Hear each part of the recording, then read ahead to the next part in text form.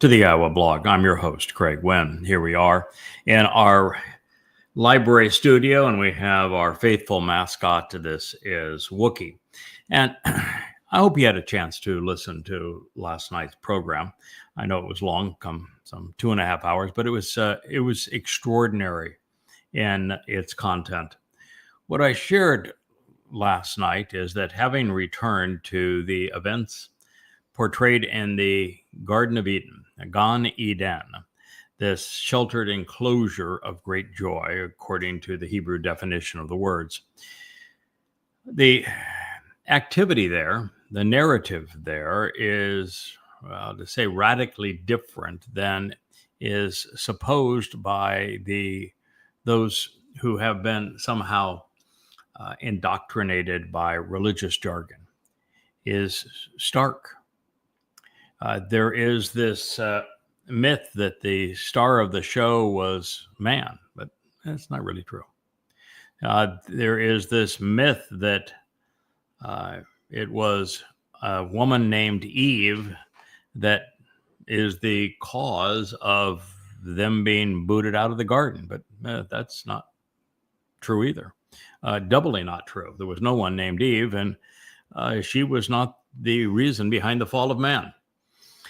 And so last night I explained these things, and I also explained that the tree of knowledge isn't really a tree, but a person, and that person is symbolized by the tree. This is also true for the tree of lives, and it's not life singular, it's lives plural. He is also a person, symbolized simply by the tree.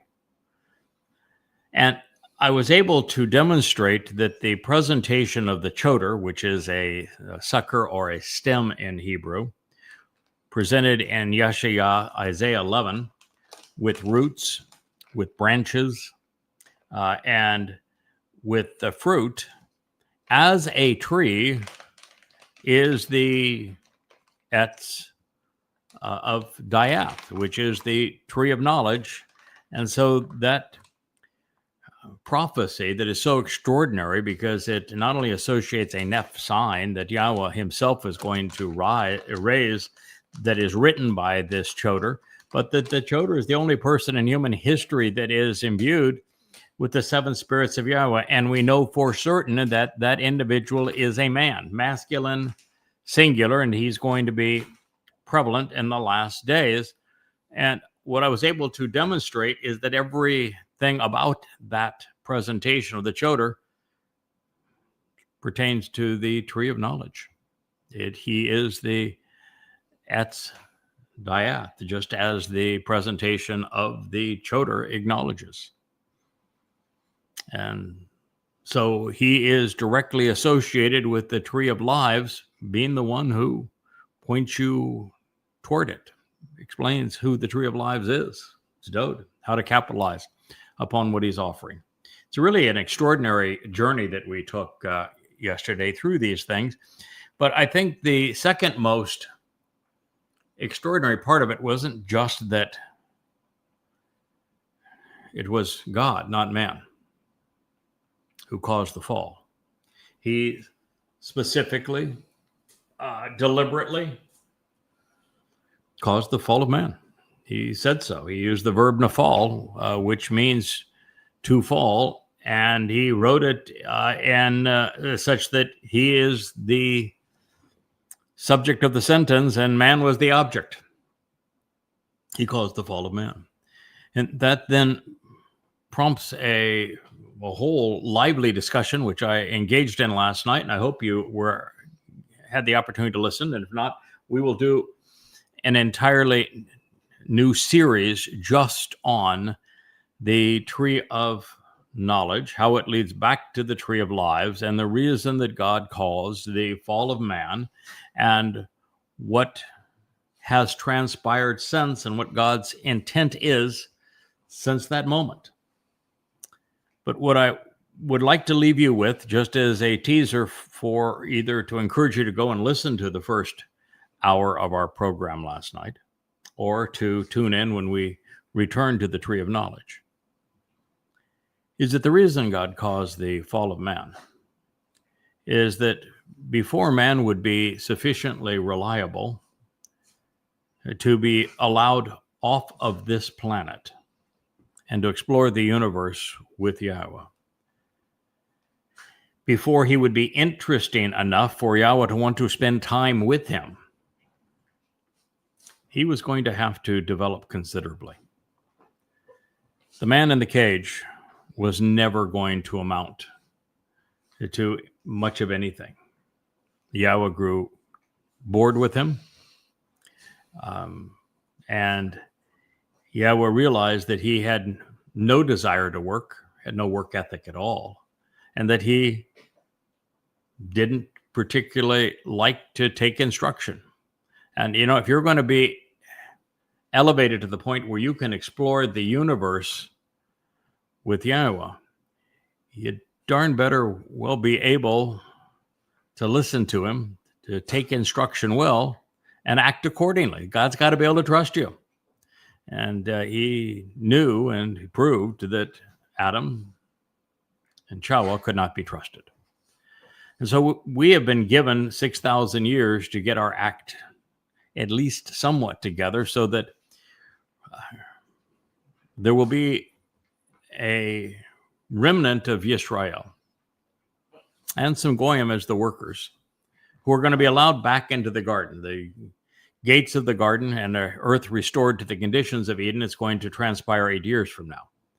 And when that happens, the tree of knowledge will be interconnected with the tree of lives, and that those who are diligent in consuming knowledge will be led to the tree of lives, and that collectively they will learn what they need to know so that they become interesting, and that they have the opportunity to engage and contribute to God's story and family in ways that God says, this is somebody that I think would be productive going forward. Interesting, productive, and also given the opportunity to show that, we can fall on our own, even apart from God. And when we do we have the wherewithal to get up? Now, I've always said that the most debilitating of all human ailments is, not a heart attack. It's not being blind. It's not being deaf. It's not being mute. It's not being lame. It's having a bad attitude. We all experience downturns in life. Most of us, many. Personal, family, business, health. The question is, what do you do? And God's really not interested in spending a prolonged period of time with those who haven't been put through a trial, a test of some sort, a difficult circumstance, and risen above it, fallen, and gotten back up. And so this is going to be our opportunity to show that we are worthy, that we have the substance to be interesting to God, that we're good learners, that we're good listeners, we're responsive, that we can be trusted to be not only reliable explorers going forth, but also interesting friends and companions. That is why we're here. That's why the fall of man occurred, and what the promise is now that will begin to materialize again in 8 years, and you can be part of it in a number of different ways depending on your response to what you're hearing. But I can assure you, no one has ever told you these things before, and they are transformational. All right, so at the end of the program, we began a further exploration of what it means to be Gibowr. The most Gibowr among all humans, according to Yahweh, is Dode David. Now, this is important for a lot of reasons. One is that in the human experience from the garden 6,000 years ago, back to the garden, which will be just 8 years from now, the most extraordinary individual lived right in the middle of that time. He is right in the center of God's timeline because he represents the tree that was in the center of the garden, the tree of lives. And in every way that Adam and Chawah failed, didn't work, made no contributions, didn't build anything, didn't listen, didn't respond, showed no initiative, seldom right about God, seldom cared about God, showed no fortitude. Dode is the antithesis of all of that, and therefore Dode is the one, the man that stood back up. He was by far the most interested student Yahweh ever had. He was by far the most devoted. He was the most industrious, built the nation, acquired its capital, wrote its anthems, defended the people of the country from all who would attack them some 66 times, was the most articulate person in Israel's history. Dode showed that it is not only possible to fall and that you can get up again, that it is possible to learn and to be receptive and responsive to Yahweh. What Dode showed most of all is that he wasn't perfect. And by not being perfect, he became interesting to God. Dode showed that he wasn't always right, but he was always willing to learn. And as such, he became the ideal student for God. He was the builder. He was the defender. He was the man with courage and with backbone and with character. And so Dode is, as Yahweh says, my chosen one, and I chose him for reasons that are different than the way you humans go about making such choices.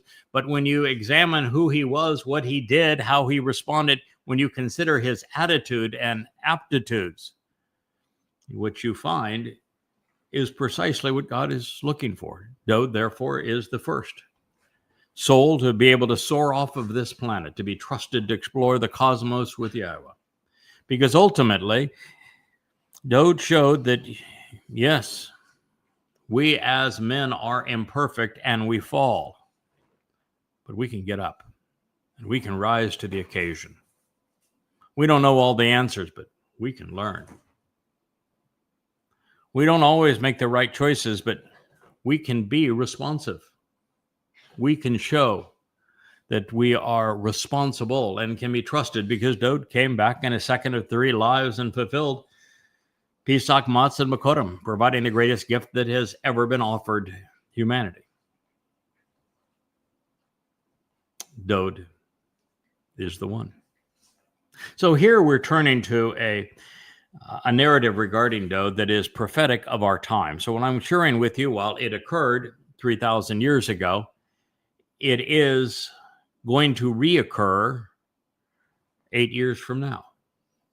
It's the nature of most everything that Yahweh provided to us in his Torah and his prophets. They are not only past history, they are future history. Every time that we are challenged in some way, the first thing that we notice is that the text of the passage that would take us to that place and explain it describes our present situation and how we should act within it. God's a marvelous storyteller. So here we're picking it up in the midst of the conversation. It says they mounted Yahweh's own ark.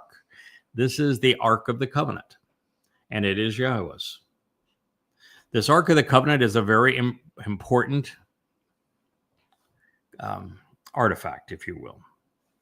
It exists today. It is in Yirmiya's grotto, that is directly under the place that Dowd, as the Messiah and Son of God, our Savior, was crucified by the Romans to fulfill Pesach, Passover. That means that it's beneath, at this point, the parking lot of the Jerusalem bus station, outside the Damascus Gate, with the encarpment of Golgotha behind it. You'll see up on that shelf that I have.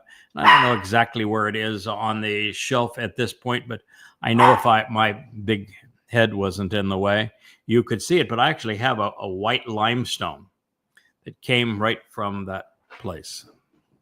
The encarpment of cut into Mount Moriah at that point. And this is where Dowd served as the Passover lamb.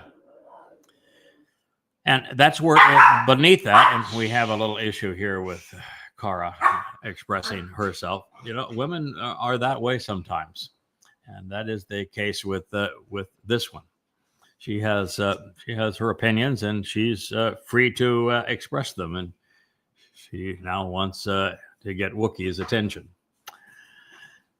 So what we know is that the ark represents the covenant. It's called the Ark of the Covenant. It is Yahweh's. There were two cherubim on this ark, which, and I shared last night, if this were the ark, it is a throne. It's the mercy seat, the Kipporeth of the Ark of the Covenant is the Kipporeth, the top, so it's a seat. It serves as a throne. It's Dowd's throne, our former and returning king. The two cherubim are in the back corners, left and right corners. Each of them have one wing that comes out laterally on the sides, forward like this, so that like a throne, even this chair here, it has armrests. The two wings that come forward would be armrests for the king. The two wings that go behind the seat are backrest for this Ark of the Covenant's mercy seat, upon which Dowd sits because he enabled the benefits of it. And it contains the two tablets that Yahweh etched in stone, which are so instructive, and they'll be part of a presentation that I'm going to do here shortly. I'm very, very close. This weekend I will finish it, of an analysis of not only the two statements that were etched in stone, but of the creation account as it goes into the garden narrative. It is one of the most revealing things I have ever studied and ever shared. And so we will go into that discussion. But that is the nature of the Ark of the Covenant. It has the two tablets of stone. Sitting beside it is the original autograph, or the original scroll of the Torah that was scribed by Moshe, which will be an extraordinary thing to have. It's interesting that as we move to this point, particularly as we reach Kippurim, God's going to actually write a copy of his Torah inside of us. So we'll be able to witness the original copy and also reference God's instructions right just literally woven into our inner nature. So it'll be a rather extraordinary circumstance. The reason the Ark of the Covenant is important as it relates to Dowd is that Dowd is returning as not only king, but as the high priest. And it will be Dowd who anoints the Ark of the Covenant, consistent with the Torah's instructions, with 7 drops of the bull's blood. And the bull is the one who we're going to see is actually pulling this Ark of the Covenant into Jerusalem. It's a bakar. Now, that bull in reality is actually a man. He is the same man who represents the tree of knowledge in the garden. And his name is Yada, and he is a key player in God's story, and his responsibility is to make certain that the Ark of the Covenant is properly positioned for Dowd. And as the bull, he will shed the blood that Dowd then uses to anoint the mercy seat on Gibowr, signifying that the relationship between Yahweh, Yisrael, and Yehudim has been restored. So that is the story. And of course, there is another element to it, which is the Adamah Parah, which is this bloody red man of the earth who is a productive bull, is going to offer his Bashar body. He is the Bashar, human herald, on Teruah for the benefit of the mortal remnant of Yisrael, such that she can be purged of her religiosity, of her religious guilt, so that she's not only prepared to re-enter Gan Eden and grow as a result of that opportunity and learn, but also so that she's prepared to be betrothed to the returning king, consistent with Numbers 5, based upon Numbers 19, the sacrifice of the Adamah Parah and the story of the adulterous woman. So there is a lot going on here, and as we move towards the fulfillment of Teruah in 2033, it's just the greatest show of earth. On earth, all those opposed to Israel will be incinerated. All traces of religion and politics will be exhumed from the earth. God's going to bring the potentially receptive Israelites into Jerusalem, where they can be purged of their guilt by this sacrifice of the Adamah Parah. He is also going to bring the Goyim with the best attitudes and aptitudes to be the workers of this millennial Shabbat, also in Jerusalem, so they can be prepared for entry into this 1,000-year time of Eden on earth. And so rather extraordinary things happening at this point. And this is all prophetic of the events that take place prior to that occurring.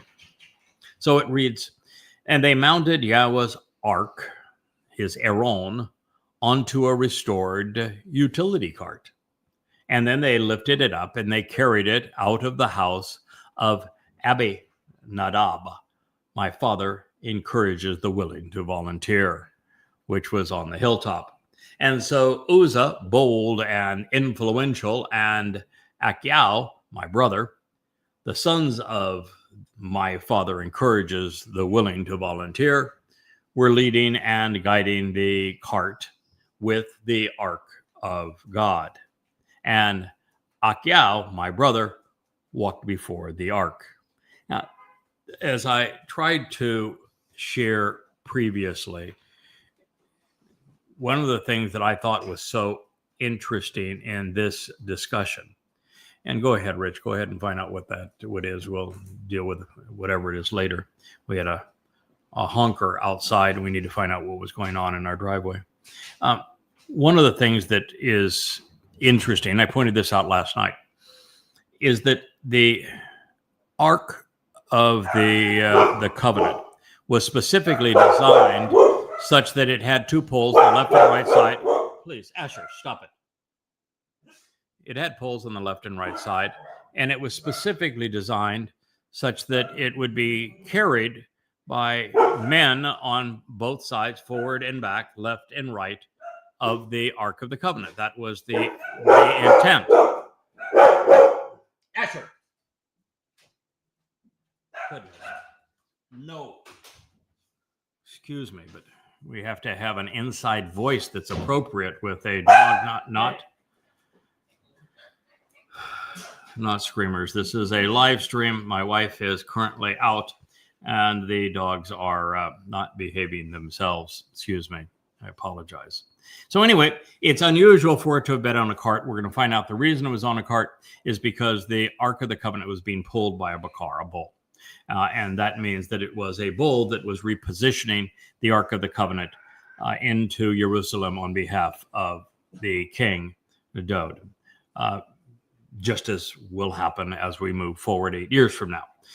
The second thing that is interesting is that the man's name, Uzzah, who is the bold and influential one, his name begins in the masculine and it becomes feminine. The name literally changes as this story progresses. And he is the antagonist in this story. He makes all sorts of bold and influential claims, but by his name, but then he is turned into a woman whom God kills because he, becoming her, interfered with the message God was trying to communicate about the role of the bull in positioning the Ark of the Covenant. So that is part of what you're going to witness here. So that first line I just read was Samuel, listen to him, 2 Samuel 6:4. All right, so it looks like we have quiet and peace. We got everyone's attention. Then Dod and the children of Israel were laughing and playing before the presence of Yahweh in all strength and songs, and with lyres, harps, tambourines, castanets, and cymbals. It was a joyful occasion. The Ark of the Covenant was being brought into the city of Dod and going to be positioned on the Temple Mount, and the tent of the restoring witness was already positioned and ready for it, and you had the king excited over this progression. And when they arrived upon the threshing floor, it's a goren, which would have been a flat surface of Nodan, which means to remove wavering and wondering, which is exactly what the children of Israel had done up to this point and what they would do subsequently. And so the threshing floor was named for the purpose of removing all of that.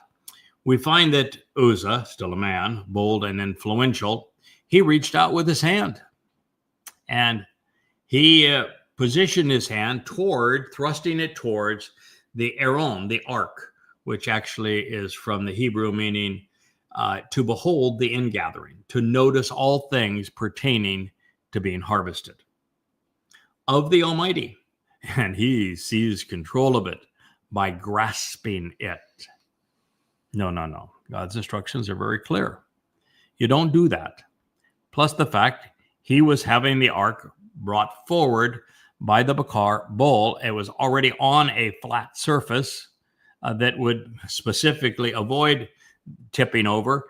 And he was trying to take control of it, trying to say, I'm a big shot, man. I'm bringing the Ark of the Covenant into Jerusalem. And God says, no, you're not. It's the bull. Read the story that I have presented throughout the Torah, particularly read Numbers 15, specifically focuses on the role of the bull relative to restoring the health and reconciliation, if you will, of God's people.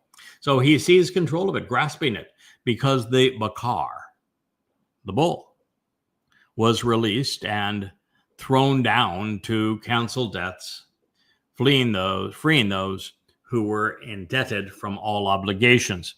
It is true that the bull is in fact going to be thrown down. He is in fact going to free those who are indebted with religious guilt from all obligations. This is the sacrifice of the Adamah Parah, takes place on Teruah, on the Temple Mount, and direct vicinity of the Ark of the Covenant. And it is something that Yahweh will use as he brings the entirety of the mortal remnant of Israel into Jerusalem to be purged of their religious guilt as a direct result of the sacrifice. It's a very long story, but it is an extraordinary story. This is the greatest show on earth that is being presented before their very eyes. But the story does not have a human helper. It has a man that speaks about what is transpiring here. His name is Eliah, known as Elijah. But this is not work that is being done by somebody who says, I'm influential. I want to intervene here and I want to play a role. No, God's got the characters all picked out. And an influencer is not among them. Therefore, the great frustration and displeasure, the zealous and deep consternation of Yahweh was directed at now. This individual has a feminine name. He is now become Uzzah. We have our first transgender, I guess, assisting the feminine portrayal of imprudence, resistance, and projection of influence. So the Almighty struck and destroyed this individual, killing him there over the imprudent and rash act, this indiscretion and error, because it was an overreach with the hand on the ark. He died there before the presence of God. 2 Samuel 6:7. All right. So this gets us very close to where we were in our last presentation. God is always going to sacrifice a life if it gets in the way of his ability to restore lives. And perfectly justified in doing so. That man wouldn't have had any life to have shortened if God hadn't given him life in the first place. So God's not depriving him of anything. And God is, by doing so, making it possible for those who are observant and thoughtful to appreciate the means that he is providing to elongate lives and emancipate the people who are responsive to him, who do as he has asked. You know, there's a story of another ark that we always have to keep in mind. And the reason I bring this up is that when God tells a story, he tells us what he's going to tell us. He tells us, and then he tells us what he has told us. And the precursor to all of this happens to be the story of Noah and the 8 aboard the ark that he built following Yahweh's instructions, the thing that made Noah successful, and the 8 souls aboard the ark, in addition to saving the animals that God cared so much about, was that he particularly, but then they listened to what God said and did as he asked. Simple.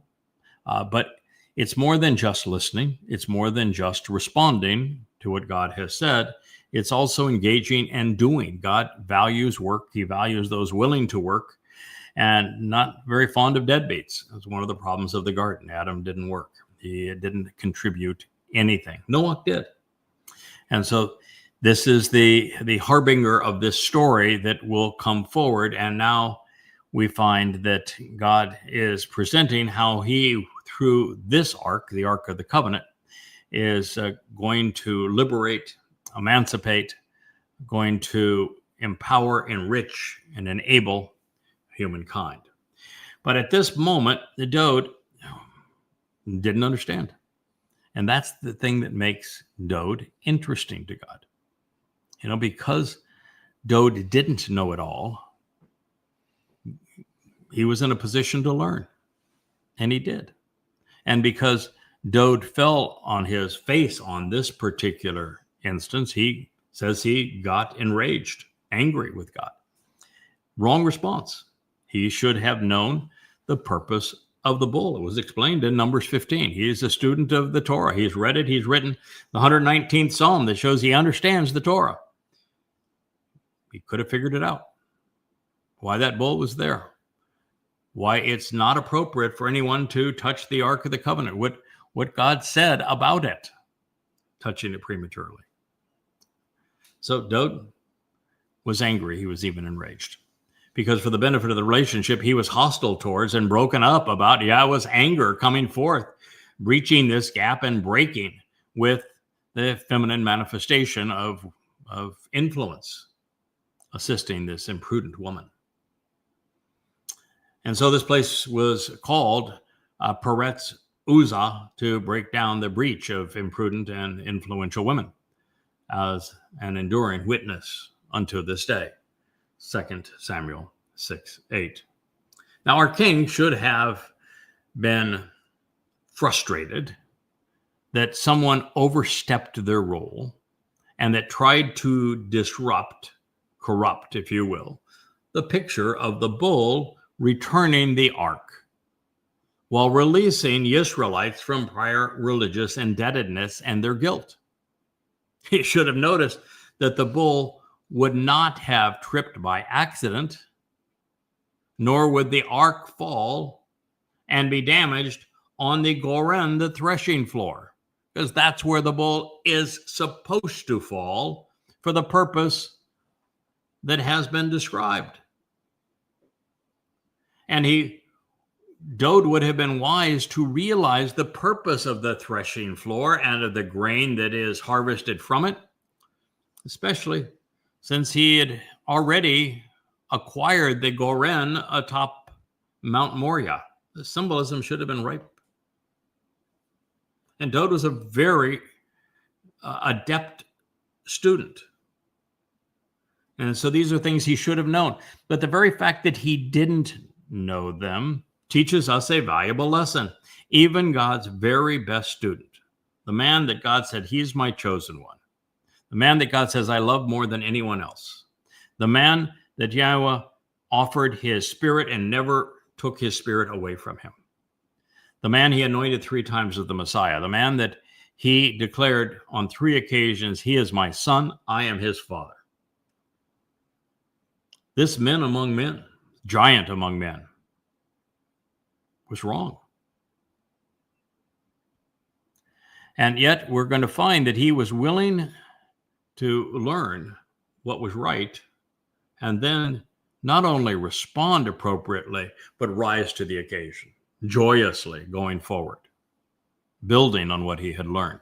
This is what made Dode not only interesting, but the exemplar of what God's looking for in humanity to emancipate us from this planet so that he can spend an eternity with us. Dode represented those things not because he was perfect, but because he was interesting. He was reliable. He was teachable.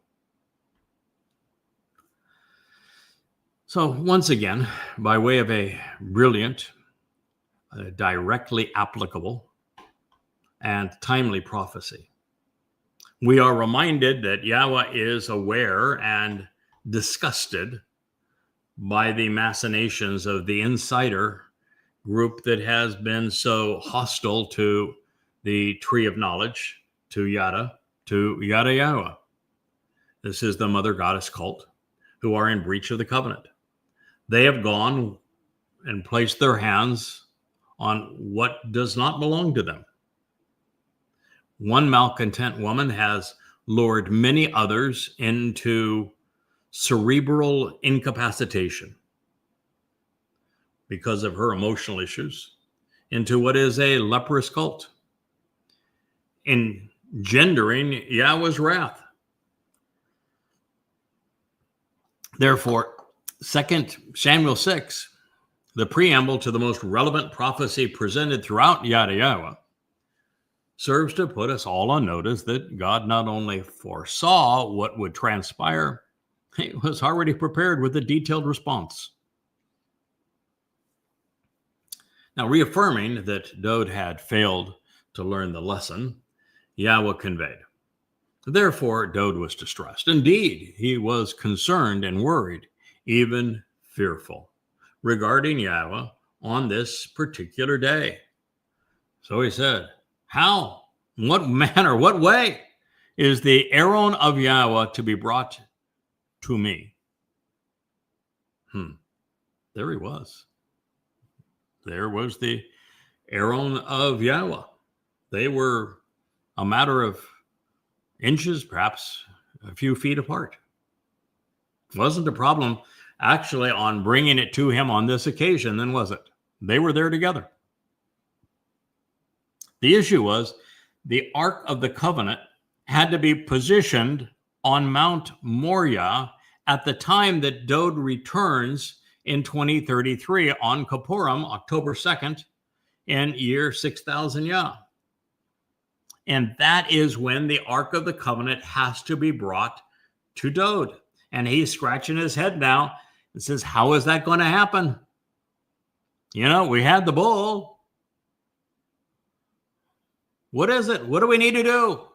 And then, you know, a guy tried to insert himself, became a woman, a feminine influencer, and God zapped him, her. So now what? Dode didn't go to the Torah where God guides us and said, maybe I can read something here that is going to explain this to me. so that I can figure it out.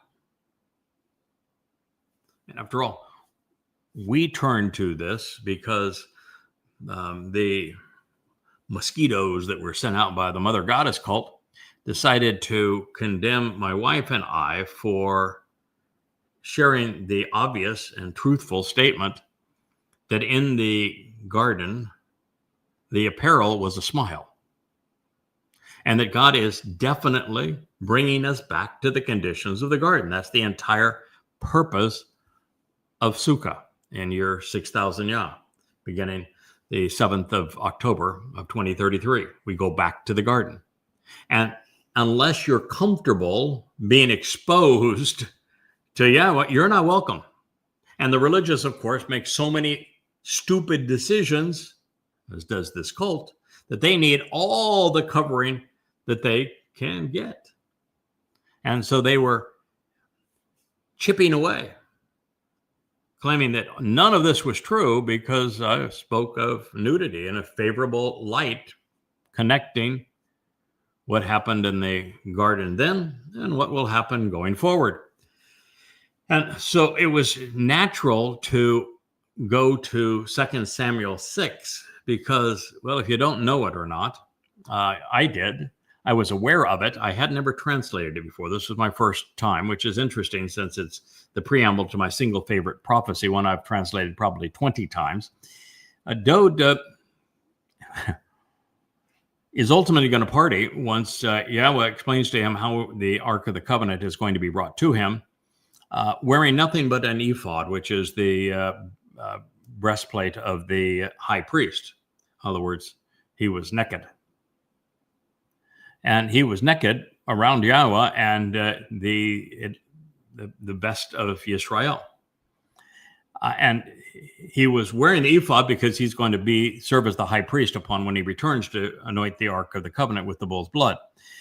But the reason he was naked is that, guess what, folks? He's trying to symbolically tell us that we're going back to the conditions of the Gan Eden, of the Garden of Great Joy. And that there we can party and be very comfortable celebrating our relationship with God, completely exposed to him. And so that's why I came here. And here we began with a transition into a feminine antagonist who tries to maneuver the Ark of the Covenant for herself.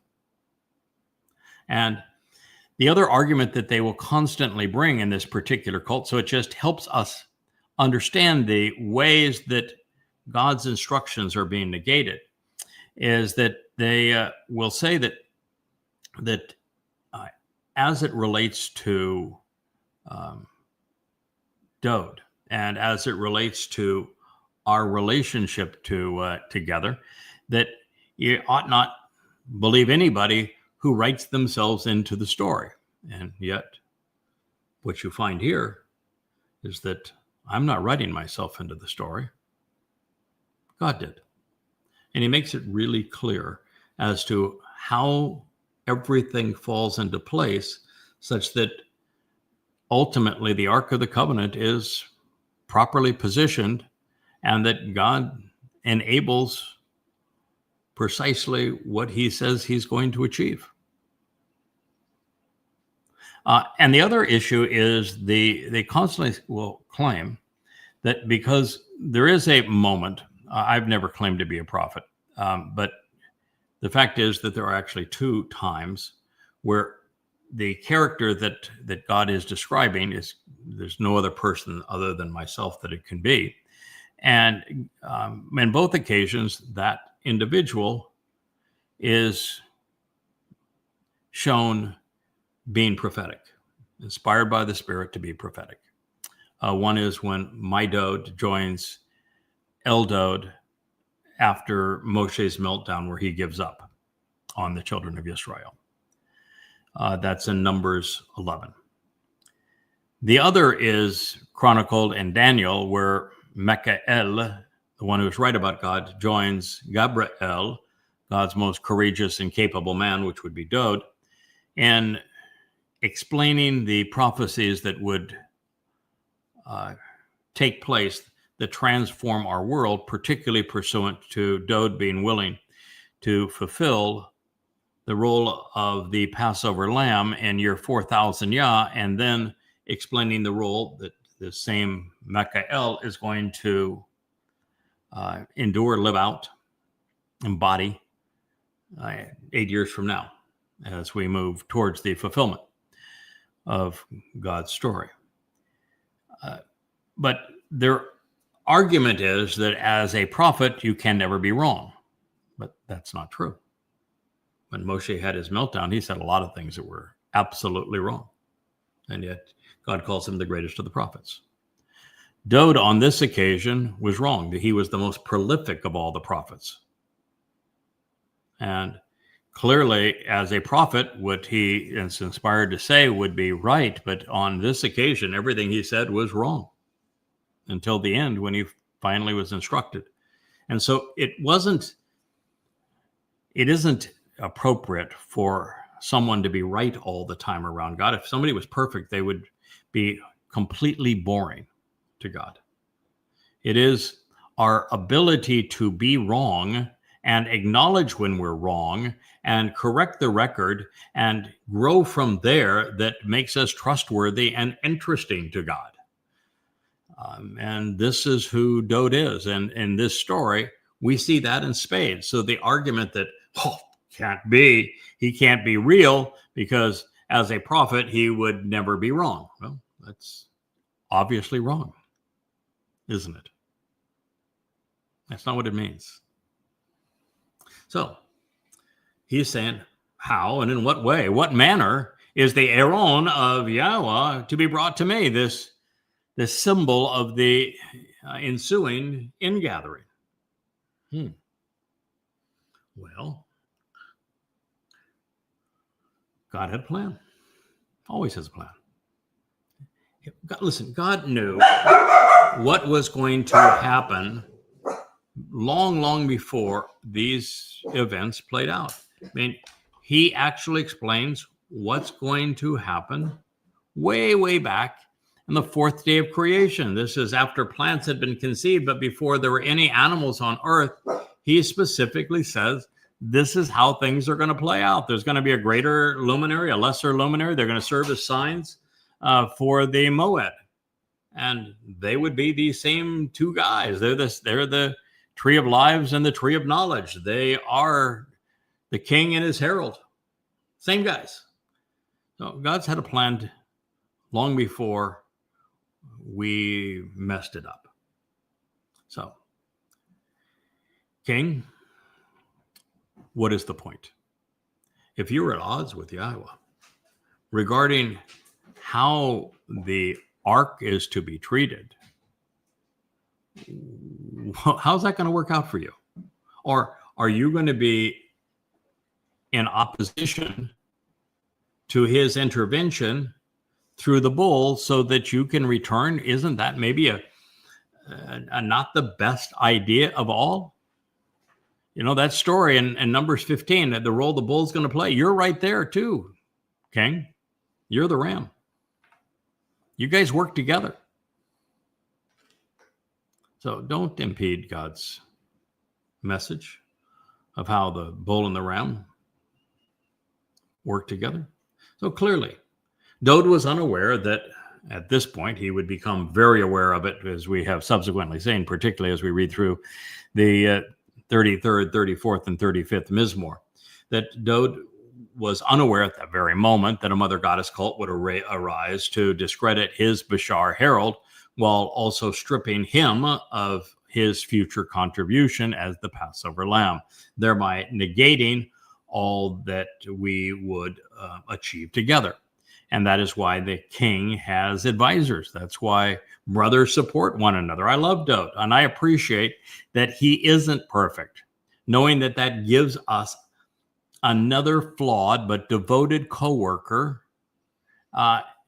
the opportunity to work together and to contribute something and become more together than we would be independently. You can buttress and buffer one another. We can equip one another, gird one another, teach one another as we guide God's flock through eternity. Moreover, it gives us something to chuckle about over a good meal well down the road. It's so much better that Dode isn't perfect because it makes him real and it makes him approachable and it makes it possible for us to work together in a collaborative way. Because I most certainly am not either. And that is the beauty of it, isn't it? And so Dode wouldn't be a Yehud if he wasn't stubborn. And of course, he was stubborn. So Dode would not yield or consent. And he was not willing to change his approach regarding this with the Aaron, this beholding of the ingathering of Yahweh upon the city of Dode. Therefore, Dode spread out a tent for it at the house of Obed Edom, the one doing the work and serving from Edom, at the Ha-Geti, the winepress. Oh my, Obed Edom from the Geti, the winepress. Just when we thought that God has done his best work and addressed all of our concerns, he drops the ultimate truth bomb. Obed Edom, which is the co-worker from Edom, is such a marvelous affirmation of what is expected of the bull, of the herald of Dode, of Yada, serving Dode going forward, that when I first saw Obed Edom's name in this story, I was but a puddle of mush on the floor. I was stunned here when I beheld that name at this point of the narration. But even beyond this name and what it represents, there's also the realization that Obed Edom came from Ha-Geti, the winepress.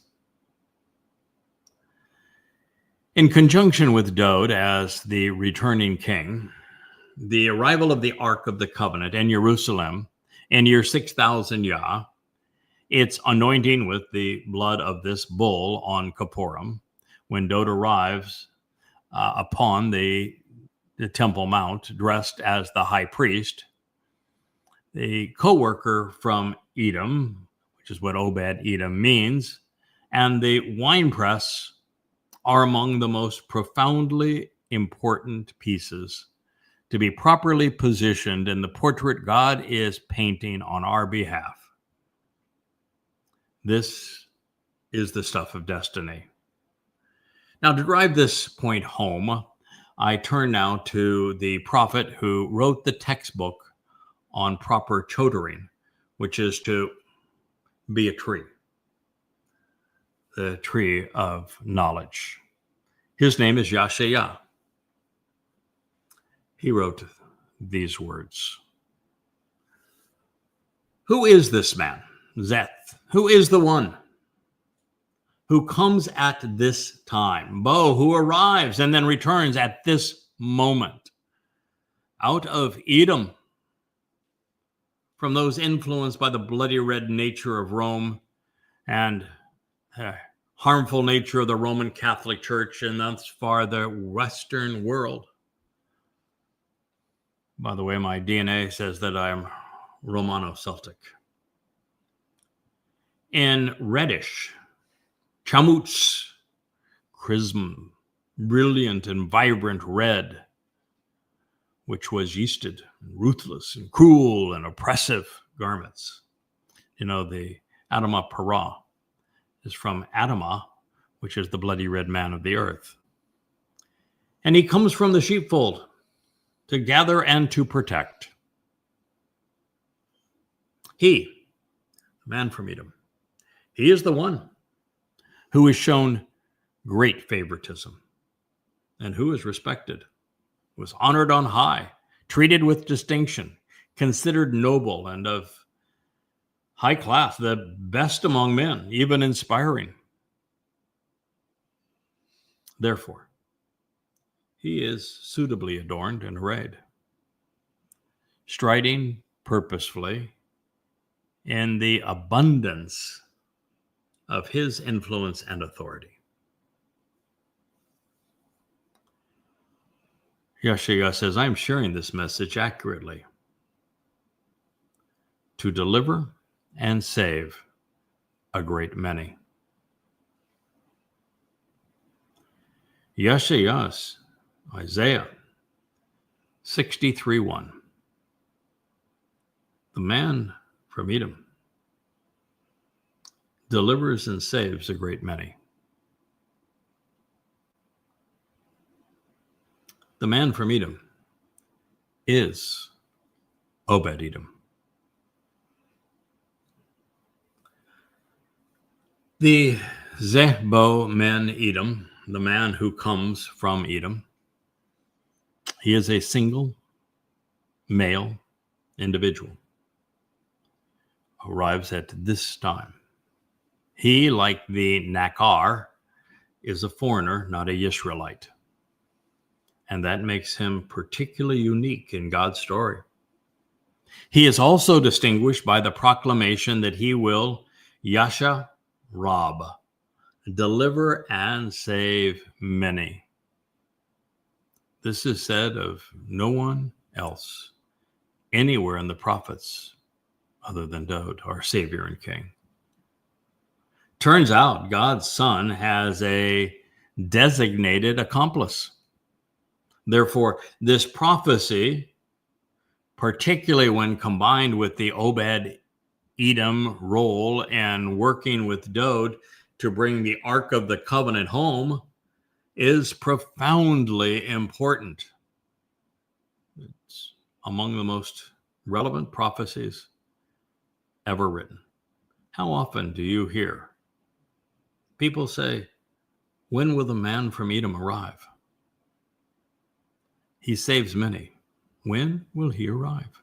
You know, there is no prophecy that says an unnamed Messiah is going to arrive and he's going to save many.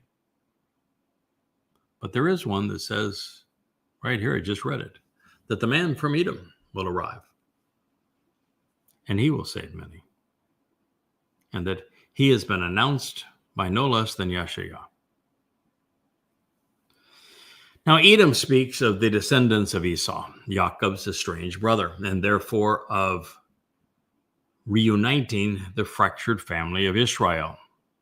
Esau was the eldest of the sons. He was deprived of his birthright by some chicanery by his mother. His mother preferred Jacob, who Yahweh calls a worm, and his father, Yishak, preferred Esau. He was a man's man. Jacob was not. Mommy liked Jacob. Daddy liked Esau. Mother tricked the father into offering his blessing to the second-born son. And so by coming from Edom, the implication is the fractured family is going to be restored along with the birthright. Now, he was so named because, well, he was hairy. And being based on the word for red, it also means that he was symbolic of that which is known to be hairy and red. And most people wouldn't recognize this, but we say Caesar Augustus, for example.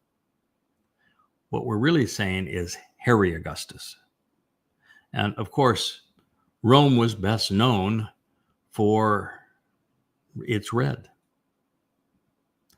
It wore red to terrorize all who would even dream of rising up against them. It literally, Caesar means hairy in Latin. Now, this recognition and identification with the beast of imperial Rome that became the Roman Catholic Church helps explain why Yahweh revealed that he came to hate him and considered him a harbinger of the hostile, vicious, and deadly nature of Imperial Rome and the Roman Catholic Church. The man coming out of Edom, however, has obviously distanced himself from such nastiness. Just had Abraham and Moshe, who walked away from Babel and Mitzrayim before they were usable by Yah. As such, my witness has been predicated upon renouncing all prior affiliations, both political and religious.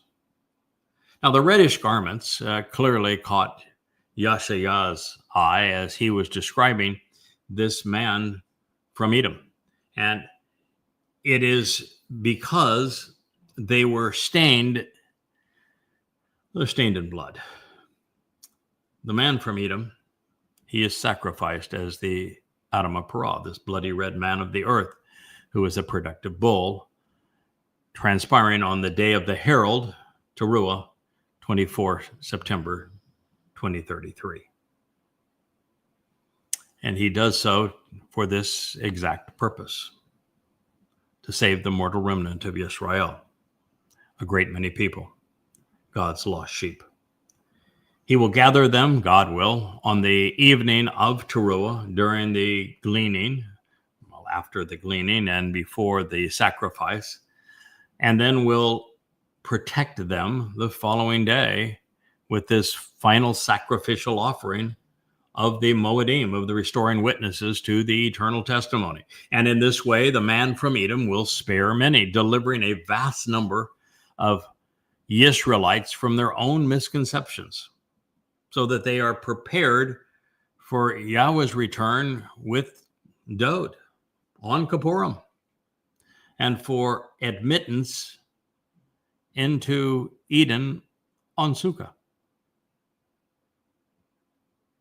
Now, since I did not write this and I have never sought a claim, you should know that those who don't like anyone acknowledging that they have been appointed by God, and they prefer to poo-poo all such claims, and that they are, well, Hadar, that someone actually would be Hadar, favored and respected by God, oh, you can take your complaints up with Yahweh. The truth is that God found a choder, a stem representing the tree of knowledge, and he enabled him as a Nakar, observant foreigner, presenting the arrival of the Nakri as early as the 29th chapter of Devarim in the Torah, and then reinforced it through Dod's son the day that the first temple was built on a Teruah 3,000 years ago.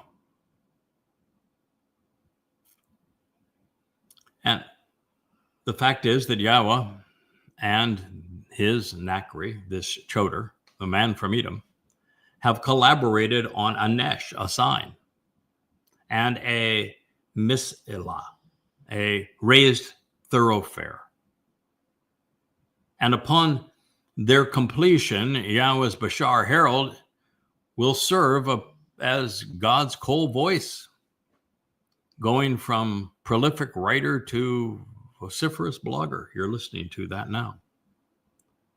For being resilient and steadfast, uncommonly devoted and bold, deriving thousands of insights en route to the first realization that the entire story migrates out of Eden and then back to Eden. Yahweh sees the man from Edom as distinguished and inspiring on behalf of his people. And this is why the actionable roots of Gan, garden, and Sukkah, shelters, are Ghana and Sukkak, and they both convey exactly the same message. They speak of a protective and covered shelter. One to the other, out of one into the other. So just as Obed-Edom was from Gath, so is the man from Edom. What can be known about your apparel, Yashaya queries? Why is it red?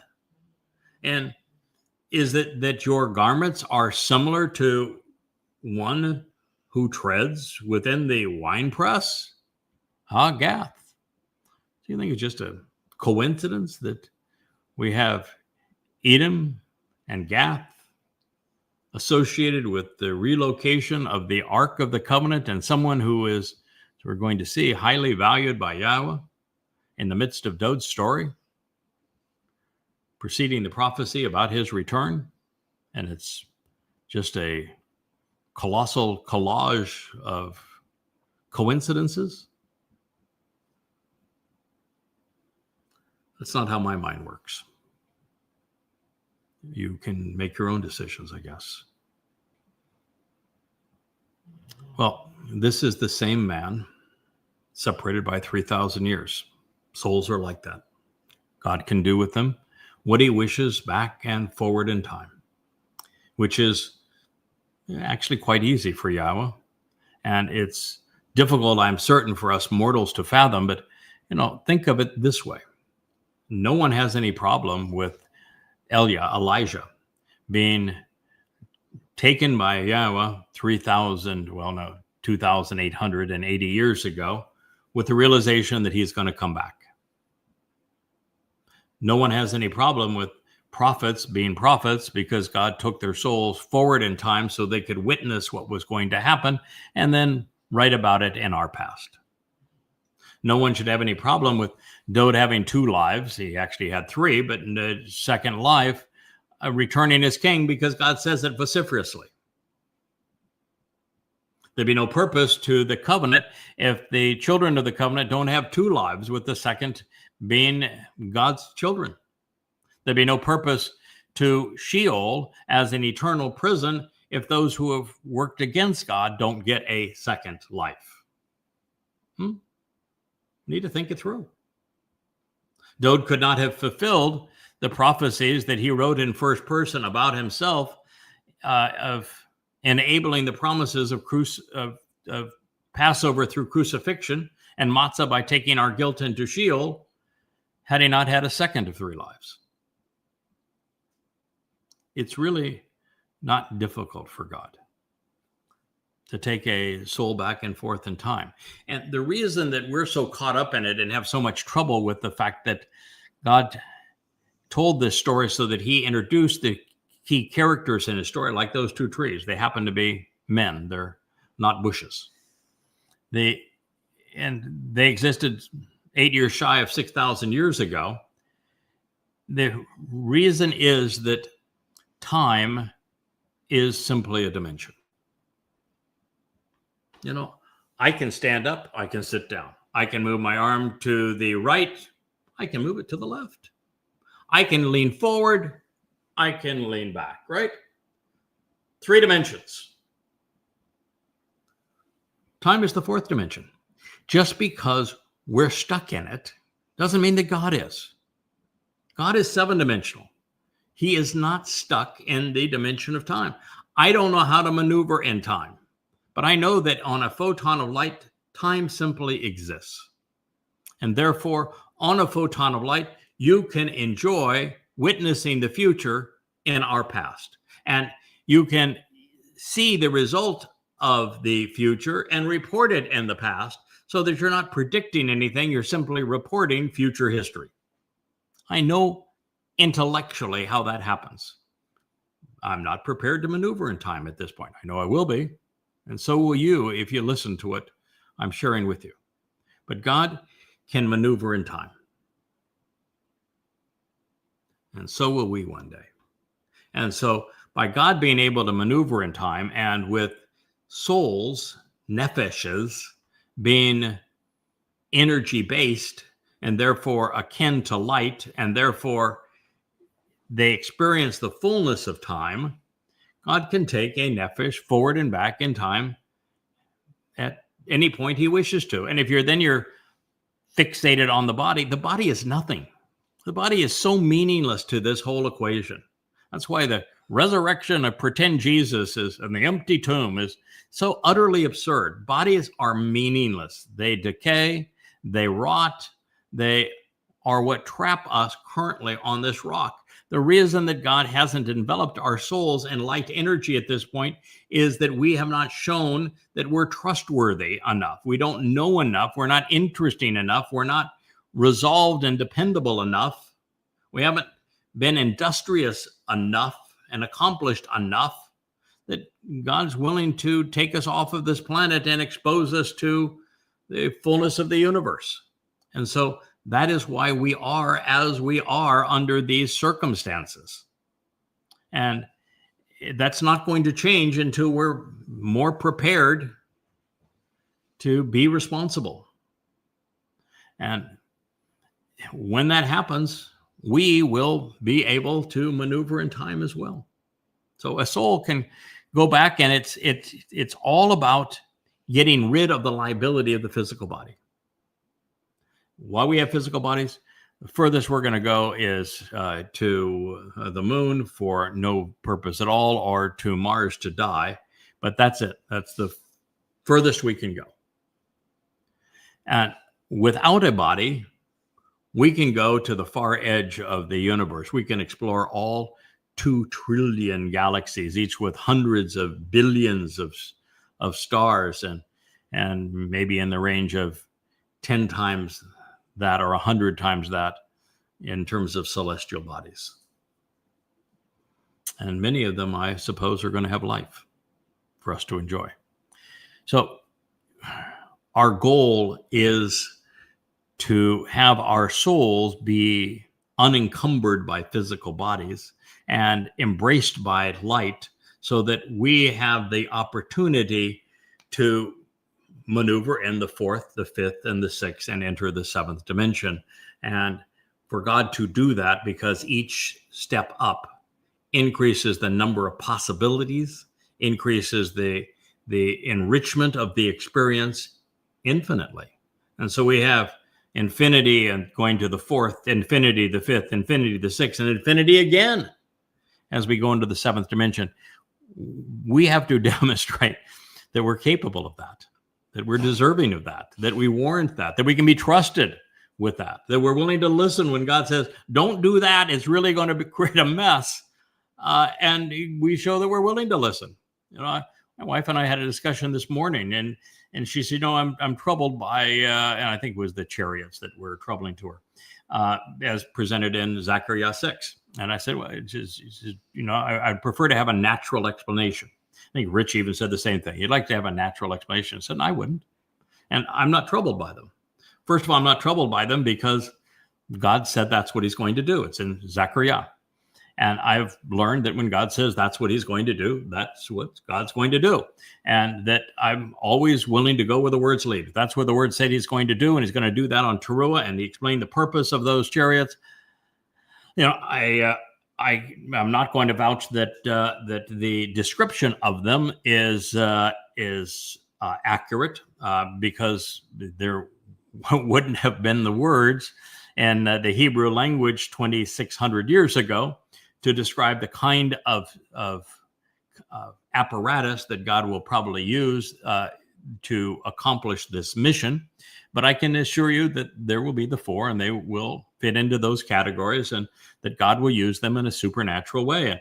And I realize that as we move forward in time and we reach the midpoint of this time of Jacob's troubles, beginning on the 18th of April of 2030, which will be Passover when the 2 witnesses arrive, God's going to use all manner of supernatural interventions. There's going to be a scroll that's going to be above their heads, a giant scroll that I think is likely to show some of the Yahweh blog and some of the Yada Yahweh text and citations from the Torah, from the prophets.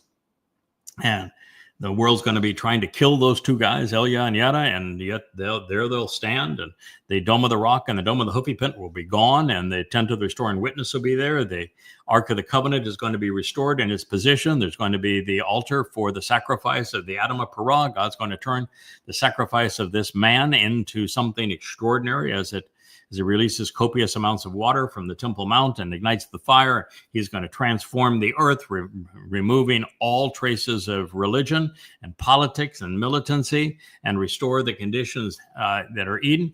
If you're not prepared for God being overwhelming with his intervention in miraculous ways, you're just not prepared for what's going to happen as we move to this point in time.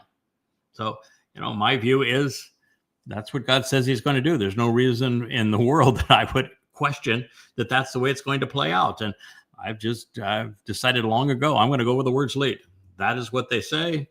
That is what I'm expecting. That is what I'm sharing with you. And I have no doubt it's going to play out that way. And for the reasons that God has enumerated. So the fact is that God chose his cast of characters long ago, and he weaves them in and out of his story as he sees fit. And it's the same characters that he weaves out in and out. It's the greater and lesser luminaries of Genesis 1. It is the tree of lives and the tree of knowledge of Bereshith, Genesis 2. It is the Eldod and Madod of Numbers 11.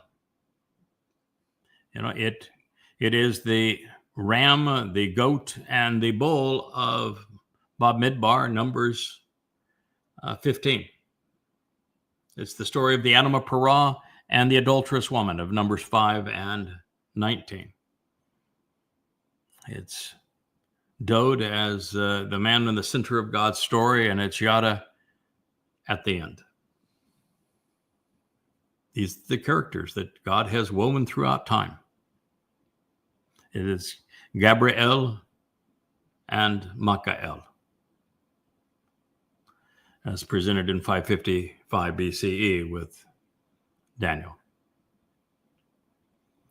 And should this be an uncomfortable realization, then I would encourage discounting the mortal bashar conveyance of a nephesh soul while considering what can happen when our consciousness is enveloped in energy and light, where time is just another dimension. Consider the possibilities, the opportunities. You see, the co-workers have been few, and they have been very far between. Yeshaya says at this moment, I have tread, I have set out, and I have walked within, trampling the wine vat, this wine press, alone. Among the people, there was not a single individual with me. And so all of my apparel is stained. Yeshaya 63:3. Therefore, I was inclined to pursue, in my best judgment, a day of recompense, because the year of my redemption had finally come. Isaiah 63:4. The reason Isaiah is in hot pursuit of justice, of recompense, and of redemption is because Jews had universally ignored his advice and his warnings. And to such an extent, no one listened. No one. In fact, there wasn't a single person, and just the opposite. The more Yeshaya told the Israelites that they should not be religious and they should return to Yahweh by acknowledging his prophets and his witnesses, the more belligerent and obstinate they became, and the more religious they became. Countless souls were squandered needlessly. It was devastating. So he said, having continuously looked and having found no one to help, the prophet said, I was devastated. I felt abandoned. And when it appeared that there was no one to provide any support, my Zeroah, my strengthened arm, sowing and distributing my seeds, the one cultivating a productive harvest, finally, my Zeroah, he's going to deliver victory for me by bringing salvation along with me, even to me. Although to some extent, my disappointment and my emotional turmoil will still remain. Isaiah 63:5. He's ecstatic. The Zeroah is the one who is sowing the seeds of the harvest. Everything pursuant to the full chapter that Yahweh spoke through Yashaya, Isaiah, the 11th, on the Choder, everything about him is a tree. He is the Etzah Dayath, the tree of knowledge. And he is roots. He is rooted. Netzir has branches. He's a Choder, which is shoots and stems. And he is Parah, productive, fruitful.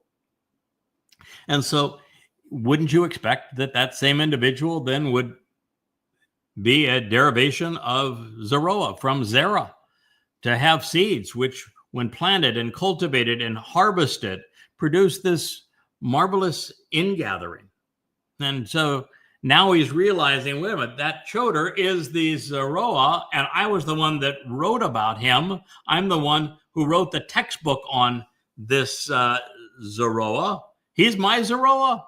And he's not just saving independently. He's saving based upon what I have written, his realization of all that I have said, and that, well, Yahweh said through him about this man, that he is this man from Edom. He's still talking in the 63rd chapter.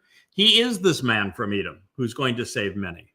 And he's going to fulfill the very prophecies that Yahweh has communicated through me. And just when I thought it was over, that there was no one, God has brought this man to do this job at this time. And this is the result. And Yashaya says, I'm ecstatic, except I'm still disappointed. Why did it take this long? Why was there no one? Why did God have to go to a Goyim? Why? What's wrong with my people? And even when he is introduced by me, even when he fulfills the prophecies that I have said about him, most Israelites yawn. You know, he's on X, for example, to reach the remnant of Yisrael.